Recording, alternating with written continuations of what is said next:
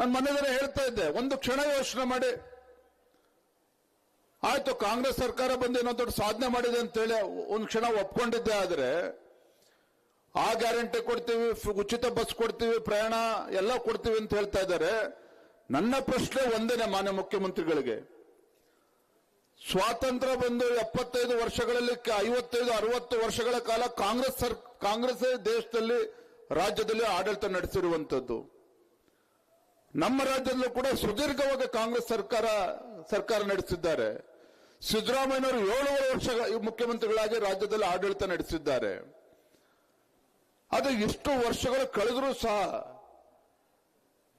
ಈ ದೇಶದಲ್ಲಿ ಬಡತನ ನಿರ್ಮೂಲನೆ ಮಾಡೋದಕ್ಕೆ ಸಾಧ್ಯ ಆಗಿಲ್ಲ ಅಂತ ಹೇಳಿದ್ರೆ ಇದು ಕಾಂಗ್ರೆಸ್ ಸರ್ಕಾರದ ವೈಫಲ್ಯ ಅಲ್ಲ ಏನಾಗಾದ್ರೆ?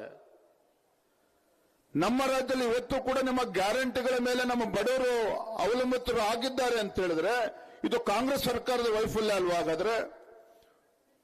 ನೋಡಿ, ಮೊನ್ನೆ ಡಾಕ್ಟರ್ ಗೋವಿಂದಪ್ಪ ಅವರು ವರದಿ ಕೊಡ್ತಾರೆ ಮುಖ್ಯಮಂತ್ರಿಗಳಿಗೆ. ಅತಿ ಹೆಚ್ಚು ಹಿಂದುಳಿದಿರ್ತಕ್ಕಂಥ ತಾಲೂಕು ರಾಜ್ಯದಲ್ಲಿ 100% ಕಿತ್ತೂರು ಕರ್ನಾಟಕ ಮತ್ತು ಕಲ್ಯಾಣ ಕರ್ನಾಟಕದಲ್ಲಿರ್ತಕ್ಕಂಥ ತಾಲೂಕುಗಳು ಇವತ್ತಿಗೂ ಕೂಡ ಹಿಂದುಳಿದಿರ್ತಕ್ಕಂಥದ್ದು.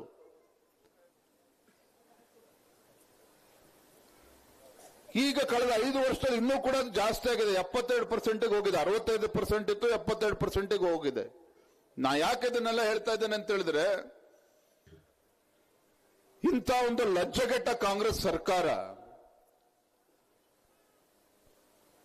ಒಂದು ಕಡೆ ರಾಜ್ಯವನ್ನ ಕುಡುಕರ ರಾಜ್ಯವನ್ನಾಗಿ ಮಾಡೋದಕ್ಕೆ ಹೊರಟಿದ್ದಾರೆ, ಮತ್ತೊಂದು ಕಡೆ ಅಭಿವೃದ್ಧಿ ಇಲ್ಲ, ಮತ್ತೊಂದು ಕಡೆ ಭ್ರಷ್ಟಾಚಾರ,